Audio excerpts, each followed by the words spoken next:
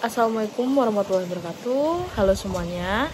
Di sini saya akan menjelaskan materi tentang ruang lingkup sistem pengendalian manajemen perusahaan. Kira-kira ada yang tahu nggak sih?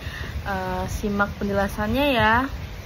Yang pertama ada definisi dan tujuan sistem pengendalian manajemen.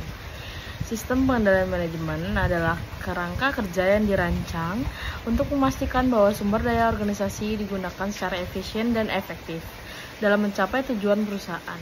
Tujuan utama meliputi meningkatkan efisiensi operasional. Yang kedua, memonitor kinerja terhadap target yang telah ditetapkan. Yang ketiga, memastikan kepatuhan terhadap kebijakan dan prosedur organisasi.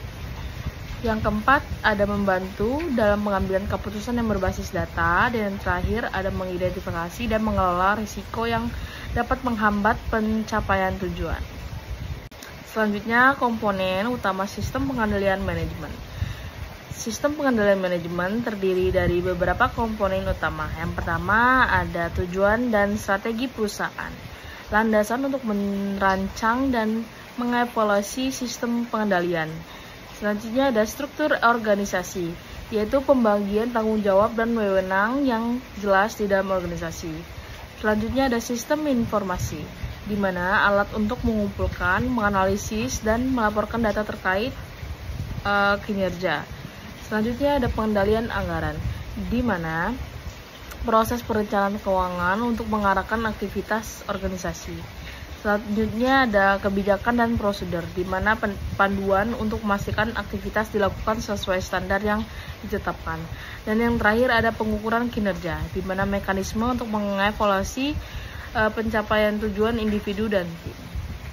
Ada yang tahu nggak kira-kira peran sistem pengendalian manajemen dalam perencanaan strategis apa?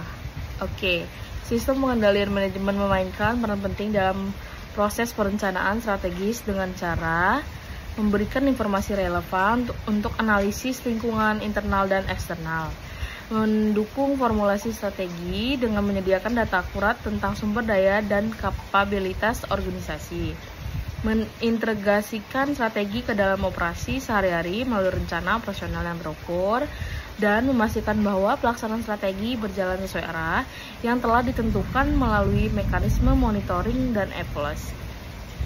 Berikut implementasi sistem pengendalian manajemen pada tingkat organisasi, yaitu proses implementasi SPM pada tingkat organisasi melibatkan beberapa langkah kunci. Yang pertama, penempatan tujuan, di mana menyusun tujuan spesifik dan realistis yang selaras dengan visi dan misi perusahaan.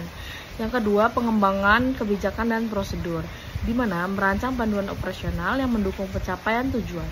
Yang ketiga, pemanfaatan teknologi, menggunakan perangkat lunak atau sistem informasi untuk mengotomasi proses pengendalian. Yang keempat, ada pelatihan karyawan, di mana meningkatkan pemahaman dan keterampilan karyawan terkait sistem pengendalian.